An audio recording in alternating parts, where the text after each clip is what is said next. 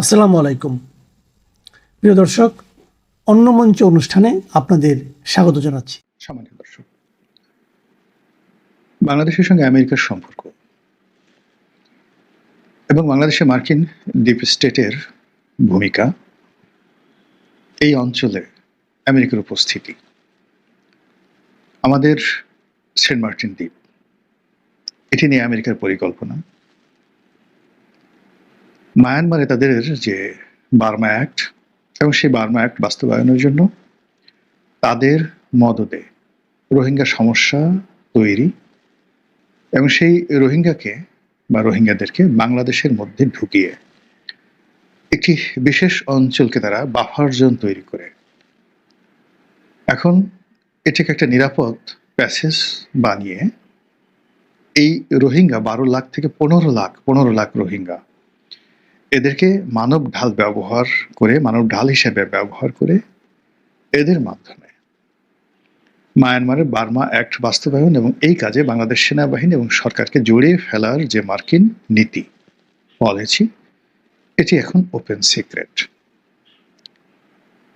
আপনি যদি এই মুহূর্তে বাংলাদেশের যিনি মার্কিন রাষ্ট্রদূত রয়েছেন মিস্টার ব্রেন্ট ক্রিস্টেনসেন, তার আকার দেখেন, আকৃতি দেখেন, বডি ল্যাঙ্গুয়েজ দেখেন, প্রধানমন্ত্রী এবং অন্যান্য মন্ত্রীর সঙ্গে তার বৈঠক দেখেন এবং সেখানে তিনি যে রাজকীয় ভঙ্গিতে চলাফেরা করেন, বসেন, স্পষ্টতই বোঝা যায় বাংলাদেশকে তারা তাদের একটা কলোনির বেশি মনে কিছু তারা করেন না এবং এমন কলোনি যেখান থেকে তারা শুধু রেভিনিউ কালেকশন করবেন কিন্তু সেই কলোনির কোনো উন্নয়ন ঘটাবেন না।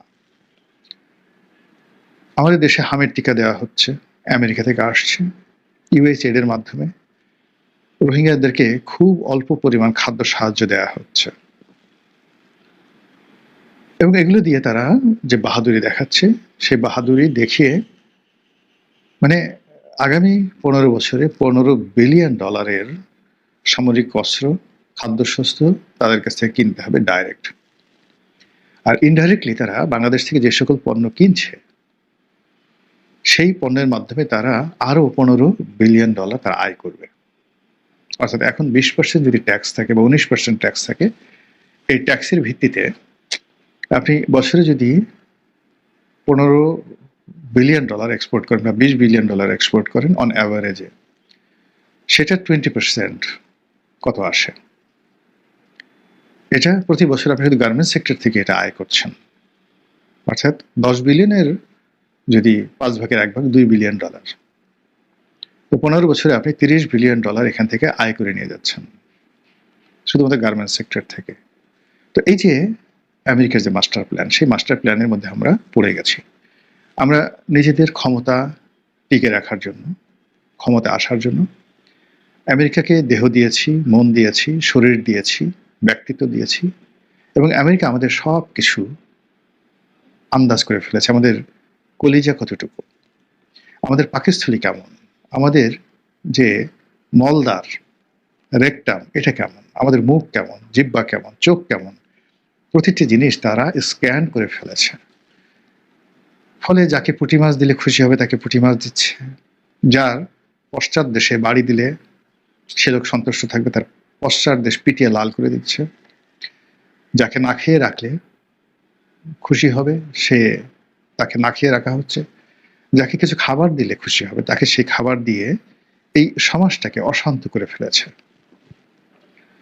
আপনি দেখুন যে আমাদের এই বাংলাদেশে একদম চিহ্নিত কতগুলো আমেরিকার দালাল আছে। মানে এরা রাজনীতির মধ্যে আমেরিকার দালাল যদি থাকে 5%, এর বাইরে সাহিত্যিক, সাংবাদিক, কবি, বুদ্ধিজীবী, ব্যবসায়ী, এর একটা বিরাট গ্রুপ আছে যারা এই আমেরিকান ক্লাবে গিয়ে, ব্রিটিশ ক্লাবে গিয়ে, বিভিন্ন ক্লাবে গিয়ে, কানাডিয়ান ক্লাবে গিয়ে এই প্রতিদিন সন্ধ্যার পরে মদ খাবে, আমেরিকার লোকদের সাথে আড্ডা মারবে, আর ওই ছবিগুলো বিভিন্ন জায়গায় দিয়ে দেখাবে আমাদের সাথে খুব ভালো সম্পর্ক রয়েছে। এদের মাধ্যমে এই সমাজে গত 7-8 বছর ধরে যে অশান্তি তারা তৈরি করে ফেলেছে, সেই অশান্তির ফলে পুরো রাজনৈতিক প্রক্রিয়াটি এখন আনপ্রেডিক্টেবল হয়ে গেছে। এদের কথা মতো মন্ত্রী হয়, এদের কথা মতো এমপি হয়, মানে এই যে দালাল তাবেদারের কথা মতো। তারা শুধু আমেরিকার ওই রাষ্ট্রদূতের কাছ থেকে একটা সিগনেচার নিয়ে আসে বা একটা সিগন্যাল নিয়ে আসে, এনে যখন রাজনৈতিক নেতাদেরকে বলা হয় একে মনোনয়ন দেওয়া যাবে না, আমেরিকার নিষেধ আছে, একে মনোনয়ন দিতে হবে, আমেরিকার অনুমতি আছে, এইভাবে একটা জগা খিচুড়ি রাজনৈতিক প্ল্যাটফর্ম তৈরি হয়ে গেছে আমাদের দেশে। এমনকি রাজনৈতিক দলের যে পদ পদবি, এটার ক্ষেত্রে আমেরিকা এখন গুরুত্বপূর্ণ ভূমিকা পালন করছে। এই হলো বাস্তবতা। তো যেটা বলছিলাম যে আমেরিকার কতগুলো পলিসি আছে, তাদের যে military policy, safety and security policy, এটি তারা সাধারণত পেন্টাগনের মাধ্যমে করে থাকে। এবং পেন্টাগন যে সবসময় নির্ভুল করে তা নয়, পেন্টাগনের অনেক কিছু তারা যাকে বলে আবেগের বশবর্তী হয়ে ভুল তথ্যের ভিত্তিতে তারা অনেক সর্বনাশ নিজেদের করে এবং বিশ্বের করে। এই যে ইরানের যে যুদ্ধটা, অনাহত একটা যুদ্ধ, এটা পেন্টাগনের একটা মাস্টার প্ল্যান। তারা এটা করলো, তারা ডোনাল্ড ট্রাম্পকে যেভাবে বুঝিয়ে তার পাগলামিকে উস্কে দিয়েছে, তার ফলে আজ দেখেন আমেরিকান জাতি গত 100 বছর এতটা অপমানিত হয়নি যেটা ইরান দ্বারা এই মুহূর্তে হচ্ছে। এবং তাদের অর্থনীতি এমনি ক্ষতিগ্রস্ত ছিল, তারপরে আবার তারা নতুন করে এই যুদ্ধের মাধ্যমে ক্ষতিগ্রস্ত হলো। ফলে এই পেন্টাগনের একটা পার্ট থাকে, আর একটা পার্ট থাকে হোয়াইট হাউস, অর্থাৎ হোয়াইট হাউস যারা প্রেসিডেন্ট থাকে তাদের সঙ্গে। আরেকটি পার্ট থাকে আমেরিকার যে সকল লবিস্ট গ্রুপ রয়েছে তাদের সঙ্গে। তো এই লবিস্ট গ্রুপগুলো বিশ্বের বিভিন্ন দেশে তাদের যে কলোনি স্থাপন করে বা তাদের যে নতুন যে শক্তির ভর তারা নির্মাণ করে, এবং সেখানে এখন বাংলাদেশ তাদের জন্য দক্ষিণ পূর্ব এশিয়াতে সবচেয়ে গুরুত্বপূর্ণ এবং লুক্রেটিভ একটি স্থান। তো তারা জানে যে তাদের যে অভীষ্ট লক্ষ্য, সেই লক্ষ্য পূর্ণ করার জন্য তাদের একজন সাদ্দাম হোসেন দরকার, তাদের একজন সিসি দরকার, তাদের একজন গাদ্দাফি দরকার। প্রথমে তারা তৈরি করবে, স্বার্থ উদ্ধার করবে, এরপর আবার তারা গাদ্দাফিকে মারবে এবং সাদ্দামকে মারবে। তো এরকম একটা প্ল্যান নিয়ে তারা আগায়। তাদের একজন সবসময় তারা একটা ডিক্টেটরকে পছন্দ করে, মারাত্মক ডিক্টেটরকে পছন্দ করে, কিন্তু দুর্বল লোককে কখনো আমেরিকা পছন্দ করে না। আমেরিকা প্রাণান্ত চেষ্টা করেছে আফগানদের মধ্যে এরকম একজন ডিক্টেটর তৈরি করতে। তারা উসামা বিন লাদেনকে প্রমোট করেছে, কিন্তু উসামা বিন লাদেন ঠিক ডাইরেক্টলি রাজনীতিতে সে সক্রিয় হতে পারেনি। তারা মোল্লা ওমরকে সিলেক্ট করেছে, কিন্তু মোল্লা ওমর শেষ পর্যন্ত তারা মোল্লা ওমরকে রাখতে পারেনি, এবং তারাই আবার মোল্লা ওমরকে ধ্বংস করেছে এবং তাদের সৃষ্টি উসামা বিন লাদেনকে তারা সৃষ্টি করেছে। আবার এই যে আশরাফ থানি বা হামিদ কারজাই, এদেরকে তৈরি করেছে আমেরিকা থেকে উড়িয়ে এনে, ঠিক আমাদের খলিলুর রহমানরা, লুৎফে সিদ্দিকিরা বা অন্যান্য যারা এই ইনুজ জামানাতে বিদেশ থেকে উড়ে এসে আমাদের দেশে জুড়ে বসেছিল, ওইরকম ভাবে ঠিক আফগানিস্তানের রাজনীতিতে আশরাফ থানি বা আশরাফ ঘানি এবং হামিদ কারজাইরা এসেছিল। কিন্তু আমেরিকা তাদেরকে শক্ত হওয়ার জন্য যথেষ্ট এমন কোনো বিনিয়োগ নেই যে আফগানিস্তানে তারা করেনি, কিন্তু পারেনি। তো যার জন্য তারা ওই দুর্বল লোকের পিছনে আর দীর্ঘদিন থাকবে না, তাদের শক্ত সামর্থ্য লোক দরকার। এবং সেই অর্থে ডক্টর মোহাম্মদ ইউনূসকে তারা যেভাবে মনে করেছিল, পরে দেখা গেল এটা একটা আলু ভর্তা, এটা দিয়ে কাবাব বানানো যায়, এটা দিয়ে চপ বানানো যায়, এটা দিয়ে ভর্তা বানানো যায়, কিন্তু এটা দিয়ে আর যা হোক না কেন যুদ্ধ করা যায় না, আমেরিকার পারপাস সার্ভ করা যায় না। তারা খলিলুর রহমানকে পররাষ্ট্র উপদেষ্টা করে, যদি তারা সেই যে একটা যে করিডোর চেয়েছিল, সেফ করিডোর যেটা বাংলাদেশ সীমান্ত দিয়ে আমেরিকা যাবে, তারপর সেখান থেকে তারা মায়ানমার অপারেশন চালাবে, এবং বাংলাদেশ সেনাবাহিনীকে যেভাবে তারা জ্বলাতে চেয়েছিল সেই কাজটি ডক্টর মোহাম্মদ ইউনূস করতে পারেনি। দিস ইজ দ্য ফার্স্ট, মানে যাকে বলে অফেন্স। দ্বিতীয়ত হলো যে তারা চট্টগ্রাম বন্দর ডিপি ওয়ার্ল্ডকে যেভাবে তারা দিতে চেয়েছিল যত দ্রুত, সেটাও ডক্টর মোহাম্মদ ইউনূস বাস্তবায়ন করতে পারেননি। এর বাইরে অন্যান্য যে বিষয়গুলো ছিল সেই বিষয়গুলো তো হয়নি, আরো অনেকগুলো গোপনীয় অনেক বিষয় ছিল। উল্টো পুরো দেশকে যেভাবে অস্থিতিশীল করে ফেলছে এবং বাংলাদেশে আমেরিকা যেভাবে অজনপ্রিয় হয়েছে, ফলে এই আপদ বিদায় করে তারা সেখানে বিকল্প ব্যবস্থা করেছে। এখন একটা নির্বাচন হয়েছে, সেই নির্বাচনে আমরা একটা বিরোধী দল দেখতে পাচ্ছি, একটা সরকারি দল দেখতে পাচ্ছি, এবং এটার পেছনে যে অনেক কিছু আছে, অনেক ডিজাইন আছে, অনেক গেম আছে, অনেক মিক্স অ্যান্ড রিমিক্স আছে। এগুলো সরকারি দলও বলছে, বিরোধী দলও বলছে। সময় হলে এগুলো আপনারা ডকুমেন্টারি জিনিসগুলো দেখতে পাবেন। তো যেটা বলছিলাম যে গত 2 মাসে সরকার আসছে, ডক্টর মোহাম্মদ ইউনূসের ক্ষেত্রে তারা 1.5 বছর অপেক্ষা করছে, এই সরকারের পেছনে তারা 3 মাস অপেক্ষা করবে না, জাস্ট 3 মাস অপেক্ষা করবে না। এবং এটার কিছু নজির আমরা দেখতে পাচ্ছি। এই যে সরকার যে ঘন ঘন চীন যাচ্ছে, বারবার যে চীনের রাষ্ট্রদূতের সঙ্গে এত দহরম মহরম সম্পর্ক তৈরি হচ্ছে, ইট মিনস আমেরিকা আর এই সরকারকে সে ব্ল্যাঙ্ক চেক দিচ্ছে না। এই যে ঘন ঘন আমাদের মন্ত্রীরা আমেরিকাতে যাচ্ছে, বিশ্বব্যাংক IMF এর কাছে যাচ্ছে বাজেটারি সাপোর্টের জন্য, এখানে মার্কিন পররাষ্ট্র দপ্তরে খুব দৌড়দৌড়ি করছে খলিলুর রহমান। এই সিগন্যালটা ভালো সিগন্যাল নয় সরকারের জন্য। তো বিকল্প কি হতে পারে? এখন এই সরকারের মধ্যে ধরেন আমু বা মামু, একজন সংসদ সদস্য বলেছেন যে এই সরকার আগের যেমন আমি ডামি ছিল, ঠিক এরকম এখন একটা আমি এবং মামু, এদের সরকার অর্থাৎ জামাত এবং বিএনপির সরকার, তারা শুধুমাত্র খুব সুকৌশলে একটা আর্টিফিশিয়াল ক্রাইসিস তৈরি করে, বিরোধ তৈরি করে পার্লামেন্ট জমিয়ে রাখার চেষ্টা করছে এবং সারা দেশের মানুষকে বুদ্ধ বানানোর চেষ্টা করছে। কিন্তু মানুষ যারা যারা সচেতন তারা সবাই বুঝে গেছে, ফলে আলটিমেটলি দেখবেন সরকার এবং বিরোধী দল কারো মুখে হাসি নেই, কারো কনফিডেন্স লেভেল ওই পর্যায়ে নয়। মানুষ যখন সঠিক পথে থাকে তখন তাদের ইমান একিনের একটা নূর, একটা মানে রসনাই তাদের মধ্যে ঝলসাতে থাকে, চকমক চকমক হতে থাকে। আপনি কারোর মধ্যে সেটা দেখতে পারবেন না। হাসির মধ্যে কেমন যেন একটা নকল হাসি, যে কর্মকাণ্ড আছে মনে হচ্ছে যেন এগুলো ঠিক হৃদয় থেকে আসছে না, এরকম অনেক কিছু হচ্ছে। তো সেক্ষেত্রে বিকল্প শক্তি সেনাবাহিনী। কিন্তু সেনাবাহিনী তো এখন সারা দুনিয়াতে জনপ্রিয় শাসন ব্যবস্থা নয়। সেনাবাহিনীর সঙ্গে রাজনীতির একটা প্ল্যাটফর্ম লাগবে। পিছনে সেনাবাহিনী থাকবে, সামনে এখনো যেমন ইউনূসের পিছনে সেনাবাহিনী ছিল, এখন যে সরকার আছে তাদের পিছনে সেনাবাহিনী আছে। আওয়ামী লীগ যতদিন ক্ষমতায় ছিল সেনাবাহিনী ছিল, আর যখন ক্ষমতা থেকে চলে গেছে সেনাবাহিনী পিছন দিকে সরে গেছে। ফলে আগামীতে যারাই ক্ষমতায় আসবে পাকিস্তানের মতো সবসময় সেনাবাহিনী থাকবে। যেমন ধরুন পারভেজ মোশাররফ থেকে শুরু করেন একেবারে আজকের দিন পর্যন্ত সেনাবাহিনী পিছন থেকে কলকাঠি নাড়ছে পাকিস্তানে। মধ্য থেকে ইমরান খান একটু স্বাধীন হওয়ার চেষ্টা করেছিল শেখ হাসিনার মতো, আস্তে সেনাবাহিনী সরে গেছে, ইমরান খান জেলে এখন কাটাচ্ছে। তো সেই দিক থেকে শেখ হাসিনা এখন সুবিধাজনক অবস্থানে আছেন, তিনি প্রাণ নিয়ে দেশের বাড়ি চলে যেতে পেরেছেন বা তাকে পাঠিয়ে দেওয়া হয়েছে। তার দলের যে শীর্ষ নেতৃবৃন্দ রয়েছেন প্রায় সবাই দেশে এবং দেশের বাইরে অক্ষত অবস্থায় আছে, হাতে গোনা কয়েকজন ছাড়া। এবং তারা সেই যে গত 1.5 বছরে যে ধকল ছিল, পরাজয়ের যে ধকল, সেই ধকলগুলো কাটিয়ে উঠেছে। এখন আবার তারা নতুন করে স্বপ্ন দেখা শুরু করেছে। তো সব মিলিয়ে যদি বিকল্প হিসেবে আমেরিকা আওয়ামী লীগের সঙ্গে যোগাযোগ করে, এবং এটা যে করছে না, আপনি দিল্লিতে যদি আপনার কোনো ভালো সোর্স থাকে আপনি বুঝতে পারবেন যে এখানকার যে গ্লোবাল তাদের যে হেডকোয়ার্টার, এখন সেই গ্লোবাল হেডকোয়ার্টার ওয়াশিংটনে আসে। এরপরে দ্বিতীয় মধ্যপ্রাচ্যে সৌদি আরবের রিয়াদে তাদের যে মধ্যপ্রাচ্য কেন্দ্রিক যে সমস্ত মাস্টার প্ল্যান করার যে অফিসগুলো ছিল, সেই অফিসগুলোর সেন্টার ছিল রিয়াদে। এখন পুরো এশিয়ার মানে মধ্যপ্রাচ্য সহ পুরো এশিয়ার সবকিছু এখন তারা দিল্লি থেকে নিয়ন্ত্রণ করছে। সেই দিল্লিতে নিযুক্ত মার্কিন রাষ্ট্রদূত, তার অবস্থান মার্কিন পররাষ্ট্রমন্ত্রীর চেয়ে কোনো অংশে কম নয়। সেই মানুষটির সঙ্গে একটু খোঁজ নিয়ে দেখেন তো তিনি এখন কার সাথে দেখা করছেন, নিয়মিত কাদের সঙ্গে বৈঠক করছেন, এবং সেই বৈঠকের মধ্যে দিল্লিতে নিযুক্ত রাষ্ট্রদূত এবং বাংলাদেশে নিযুক্ত যে রাষ্ট্রদূত তাদের মধ্যে কয়জন বিএনপি লোক আছে, কয়জন জামাতের লোক আছে, এবং সেখানে আসলে কি হচ্ছে, তার প্রেক্ষিতে কলকাতাতে কি হচ্ছে, তার প্রেক্ষিতে এই যে বিজেপি যে জয়লাভ করলো, এখানে কি মার্কিন ডিপ স্টেট কাজ করেনি?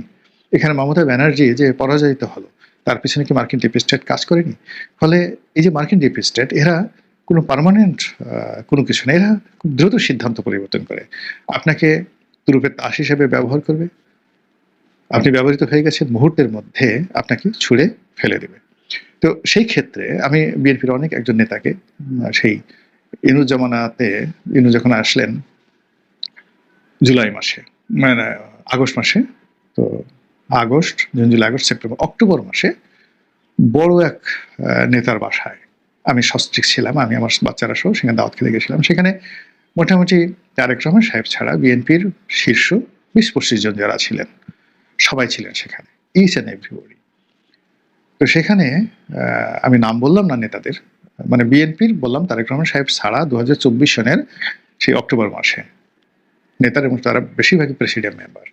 এর মধ্যে একজন খুব পাওয়ারফুল, এখন তিনি মন্ত্রী, সবাই মন্ত্রী সেখানে যারা ছিলেন, একমাত্র মোয়াজ্জেম হোসেন আলাল ছাড়া। তো সবাই জিজ্ঞেস করলেন যে রনি ভাই কি হবে, আমাদের কি হবে? আমি তখন বললাম যে ভাই আপনাদেরকে আবার পালাতে হবে, you have to flee away again. তো উনি ভদ্র খুব জ্ঞানী মানুষ, তিনি মুখ কালো করে ফেললেন। তো পাশে আরেকজন বসা ছিলেন, তিনি বললেন যে না রনি ভাই এটা ঠিক না, আমরা এটা করবো, এটা করবো, এটা করবো, ইত্যাদি ইত্যাদি ঘটনা। তিনিও এখন সরকারের সবচেয়ে পাওয়ারফুল মন্ত্রী। তা আমি তারা বললাম যে ভাই এটা হবে না, এটা হবে না। আপনি কি অনেকদিন দেশের বাইরে ছিলেন, অনেক বিষয়গুলো আপনি এগুলো বুঝতে পারেন না। বাংলাদেশে এখানে ডিপ স্টেটগুলো কিভাবে কাজ করছে, দে উইল ইউজ ইউ, তারা আপনাদেরকে শুধু ব্যবহার করবে, ব্যবহার করার পরে আপনাকে ছুঁড়ে ফেলে দেবে। কারণ হলো তাদের সেই ডিমান্ডগুলো বাস্তবায়ন করার জন্য যে ধরনের স্বৈরতান্ত্রিক একটা অবস্থা দরকার, সেটা আপনার এত অল্প সময় অর্জন করা সম্ভব নয়। ফলে কি হচ্ছে, একটা দুর্বল সরকার দিয়ে আমেরিকাকে কখনো আপনি তার পারপাসগুলো সার্ভ করতে পারবেন না। তখন আমেরিকা আবার সেই তার আগের জায়গাতে, সেই আগের সেই আওয়ামী লীগের কাছে ফিরে যাওয়ার জন্য যদি তারা চেষ্টা করে, অস্বাভাবিক কিছু নয়। পশ্চিমবঙ্গের রাজনীতির মোড় ঘুরিয়ে দেওয়া বিজেপি নেতা শুভেন্দু অধিকারী বলেছিলেন শেখ হাসিনা এখনো বাংলাদেশের বৈধ প্রধানমন্ত্রী, তিনি আবার স্বমহিমায় ফিরবেন।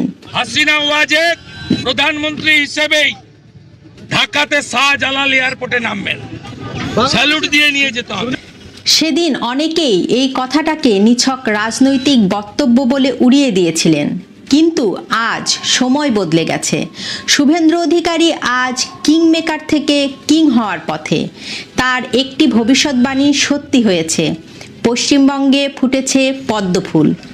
এখন প্রশ্ন হচ্ছে, শুভেন্দু অধিকারীর দ্বিতীয় সেই চাঞ্চল্যকর ভবিষ্যৎবাণী কি সত্যি হতে চলেছে? শেখ হাসিনা কি সত্যিই ফিরবেন বাংলাদেশের ক্ষমতায়? সাবেক প্রধানমন্ত্রী শেখ হাসিনার একটি বক্তব্য কোটা বিরোধী আন্দোলনে আগুন ধরিয়েছিল। মুক্তিযুদ্ধের সন্তান নাতিপুতিরা কেউ মেধাবী না, যত রাজাকারের বাচ্চারা নাতিপুতি হলো মেধাবী, তাই না? এরপর 2024 সালের 5ই আগস্ট বাংলাদেশের ইতিহাসের রাজনৈতিক পালাবদল। দেশি বিদেশি ষড়যন্ত্রে পতন হলো শেখ হাসিনা সরকারের। আওয়ামী লীগের শীর্ষ নেতারা আশ্রয় নিলেন ভারতে। তখন ভারতের রাজনৈতিক নেতারা অনেকটা মেপে কথা বলছিলেন। তখন শুভেন্দু অধিকারী ছিলেন আক্রমণাত্মক। শেখ হাসিনার মতো তিনিও রাজাকারের বাচ্চা ইস্যুটি সামনে আনেন। ভারত যাদের মামার বাড়ি, বাংলা ছাড়ো তাড়াতাড়ি, কি সাহস! আরে তোদের উপরে আমরা নির্ভর করি না, রাজাকারের নাতি, রাজাকারের নাতি, পাকিস্তানের অবৈধ সন্তান। সেই উত্তাল সময়ে সীমান্তের ওপার থেকে আসা আরেকটি বক্তব্য বাংলাদেশের রাজনীতিতে শোরগোল ফেলে দিয়েছিল। শুভেন্দু অধিকারী সে সময় জোর গলায় বলেছিলেন, শেখ হাসিনা এখনো বাংলাদেশের বৈধ প্রধানমন্ত্রী, ষড়যন্ত্র করে তাকে সরানো হয়েছে, তিনি আবার স্বমহিমায় ফিরবেন। হাসিনা ওয়াজেদ বৈধ প্রধানমন্ত্রী, এরা অবৈধ। হাসিনা ওয়াজেদ প্রধানমন্ত্রী হিসেবেই ঢাকাতে শাহজালাল এয়ারপোর্টে নামবেন, স্যালুট দিয়ে নিয়ে যেতে হবে। সেদিন অনেকেই এই কথাটাকে নিছক রাজনৈতিক বক্তব্য বলে উড়িয়ে দিয়েছিলেন, কিন্তু আজ সময় বদলে গেছে। পশ্চিমবঙ্গের লালমাটিতে মমতার দুর্ভেদ্য দুর্গ ভেঙে চুরমার করে দিয়ে শুভেন্দু অধিকারী আজ কিংমেকার থেকে কিং হয়েছেন। শুভেন্দু অধিকারী কেবল একজন নেতা নন, তিনি একজন দক্ষ রণকৌশলী। মমতা বন্দ্যোপাধ্যায়কে হারিয়ে তিনি প্রমাণ করেছেন যে তিনি যা বলেন তা করে দেখান। দিল্লির মসনদে বসে থাকা নরেন্দ্র মোদী এবং অমিত শাহের অত্যন্ত ঘনিষ্ঠ ও বিশ্বস্ত সেনাপতি হিসাবে পরিচিত এই নেতা। রাজনৈতিক বিশ্লেষকদের মতে শুভেন্দু যা বলেন তা অনেক সময় দিল্লির কথারই প্রতিফলন। মাত্র দুটো রাফেলকে যদি উড়িয়ে দেয় ভারত, ব্যাংকে বাথরুম করে ফেলবে ওরা। পশ্চিমবঙ্গ জয়ের পর শুভেন্দুর গুরুত্ব এখন ভারতের জাতীয় রাজনীতিতে অন্য উচ্চতায়। হিন্দু ভোটের মেরুকরণ এবং বাংলাদেশের অস্থিরতাকে কাজে লাগিয়ে তিনি যেভাবে পশ্চিমবঙ্গের মানুষের মনে জায়গা করে নিয়েছেন তা অভূতপূর্ব। কিন্তু শেখ হাসিনা দেশে ফেরা নিয়ে তার কথার এত জোর কোথায় থেকে এসেছিল? তিনি কি তবে ভারতের কেন্দ্রীয় সরকারের শীর্ষ নেতাদের থেকে কোনো বিশেষ ইঙ্গিত পেয়েছিলেন? ভারতের স্বরাষ্ট্রমন্ত্রী অমিত শাহের সঙ্গে শুভেন্দুর সম্পর্ক অনেকটা ছাত্র শিক্ষকের মতো। ভারতের কেন্দ্রীয় সরকার বাংলাদেশের ইস্যুটিকে কেবল প্রতিবেশী দেশের অভ্যন্তরীণ সমস্যা হিসাবে দেখছেন না, বরং এটিকে জাতীয় নিরাপত্তার অংশ মনে করছেন। অনেকেই মনে করছেন শেখ হাসিনা সম্পর্কে শুভেন্দু যে মন্তব্য করেছিলেন তা আসলে দিল্লির কোনো গোপন পরিকল্পনারই ইঙ্গিত ছিল। শুভেন্দু অধিকারীর বক্তব্যের মূলে রয়েছে তিনটি প্রধান দিক। এক, শুভেন্দু দাবি করেছিলেন শেখ হাসিনা পদত্যাগপত্র জমা দেননি বা পরিস্থিতির চাপে তাকে সরে যেতে বাধ্য করা হয়েছে। আন্তর্জাতিক রাজনীতিতে সরকার পতন আর সাংবিধানিক বিচ্যুতি এই দুইয়ের মাঝেই একটি অন্ধকার অধ্যায় থাকে। শুভেন্দু ঠিক সেখানেই আঘাত করেছেন। দুই, পশ্চিমবঙ্গ এখন বিজেপির দখলে। আসাম এবং ত্রিপুরাতে আগে থেকেই তারা ক্ষমতায়, অর্থাৎ বাংলাদেশের চারিদিকে সীমান্ত এখন বিজেপির কঠোর নিয়ন্ত্রণে। ভারতের জন্য বাংলাদেশের স্থিতিশীলতা কেবল বন্ধুত্বের বিষয় নয়, বরং নিরাপত্তার প্রশ্ন। তিন, বাংলাদেশে হিন্দুদের ওপর হামলার যে খবরগুলি পশ্চিমবঙ্গের নির্বাচনের আগে ডালপালা মেলেছিল তা শুভেন্দুকে সাহায্য করেছে বিপুলভাবে। শুভেন্দু মনে করেন শেখ হাসিনা ক্ষমতায় না থাকলে বাংলাদেশের চরমপন্থী শক্তি উত্থান হবে, যা ভারতের জন্য হুমকি। রাজনীতিতে অসম্ভব বলে কিছু নেই। আপনার কাছে কি শেখ হাসিনা ফেরা কেবলই দিবাস্বপ্ন মনে হচ্ছে? আসুন তিনটি সম্ভাব্য পথের কথা বিশ্লেষণ করি, তাহলে আপনার সামনেও বিষয়টি পরিষ্কার হবে। প্রথম পথ, আন্তর্জাতিক চাপ। তারেক রহমানের সরকার যদি দীর্ঘমেয়াদে স্থিতিশীলতা বজায় রাখতে ব্যর্থ হয় এবং অর্থনৈতিক সংকট বাড়ে, তবে সাধারণ মানুষের মধ্যে ক্ষোভ বাড়বে। এমনিতেই গত 2 বছর ধরে বাংলাদেশের অর্থনৈতিক অবস্থা খুবই খারাপ। নিত্যপণ্যের দাম বাড়ছে, মানুষের আয় কমছে, কারখানা বন্ধ, বহু মানুষ বেকার, বিদ্যুৎ নেই, মব সন্ত্রাস, আইন শৃঙ্খলার অবনতি সাধারণ মানুষকে ভাবাচ্ছে। অনেকেই বলছেন আগেই ভালো ছিলাম, অর্থাৎ আওয়ামী লীগ সরকারের প্রতি সহানুভূতি তৈরি হয়েছে। সেক্ষেত্রে আওয়ামী লীগ যদি আবার সংগঠিত হয়, যদি ভারত প্রচ্ছন্ন সমর্থন করে, তবে আওয়ামী লীগ তখন বড় শক্তি হয়ে দাঁড়াবে। সেটি রুখে দাঁড়াবার ক্ষমতা বিএনপি কিংবা জামায়াতের পক্ষে অতটা সহজ হবে না। দ্বিতীয় পথ হলো দিল্লির সক্রিয় ভূমিকা। পশ্চিমবঙ্গের জয়ের পর বিজেপি সরকার এখন আগের চেয়ে অনেক বেশি আত্মবিশ্বাসী। প্রতিবেশী প্রথম, ভারতের এই পররাষ্ট্রনীতিতে পরিবর্তন আসতে পারে। শুভেন্দু অধিকারী এমন একজন নেতা যিনি প্রধানমন্ত্রী নরেন্দ্র মোদী এবং স্বরাষ্ট্রমন্ত্রী অমিত শাহর কাছে সরাসরি পৌঁছাতে পারেন। তিনি এখন বোঝাতে পারেন যে পূর্ব ভারতে স্থিতিশীলতার জন্য শেখ হাসিনার কোনো বিকল্প নেই। এবং তৃতীয় পথ, কাউন্টার রেভলিউশন, অর্থাৎ পাল্টা বিপ্লব। পৃথিবীর ইতিহাসে অনেক গণ অভ্যুত্থানের পর পাল্টা অভ্যুত্থানের নজির আছে। যদি বাংলাদেশের শাসন ব্যবস্থায় কোনো বড় ফাটল ধরে, তবে সেই শূন্যস্থান পূরণে শেখ হাসিনার ফেরা একটি তুরুপের তাস হতে পারে। শুভেন্দু অধিকারী পশ্চিমবঙ্গের মমতা বন্দ্যোপাধ্যায়কে হারিয়ে ইতিহাস গড়েছেন সত্য, কিন্তু বাংলাদেশের সার্বভৌমত্ব আর জনমত সম্পূর্ণ আলাদা। তবে একথা অস্বীকার করার উপায় নেই যে পশ্চিমবঙ্গে বিজেপির দখলে যাওয়ায় বাংলাদেশের রাজনীতিতে দিল্লির প্রভাব এখন বহুগুণে বেড়ে গেছে। ইতিহাস সাক্ষী, দিল্লির আশীর্বাদ এবং সঠিক সময়জ্ঞান থাকলে রাজনীতিতে যে কোনো সময় যে কোনো কিছু ঘটা সম্ভব। শেখ হাসিনা বৈধ প্রধানমন্ত্রী হিসাবে ফিরবেন কিনা তা সময় বলবে। এখন দেখার বিষয় পদ্মা পাড়ের জল আগামী দিনে কোন দিকে গড়ায়। তবে এটুকু নিশ্চিত, দিল্লির আশীর্বাদ ধন্য শুভেন্দুর প্রতিটি কথা এখন বাংলাদেশের রাজনীতিতে ভূমিকম্প তোলার ক্ষমতা রাখে। আপনার কি মনে হয় শেখ হাসিনা বৈধ প্রধানমন্ত্রী হিসাবে বাংলাদেশে ফিরবেন? শুভেন্দু অধিকারীর দ্বিতীয় এই ভবিষ্যৎবাণীও কি সত্যি হতে চলেছে? জানান আপনার মতামত। ভিডিওটি শেয়ার করুন, লাইক করুন, সম্ভব হলে চ্যানেলটি সাবস্ক্রাইব করুন। এতক্ষণ সঙ্গে থাকার জন্য ধন্যবাদ।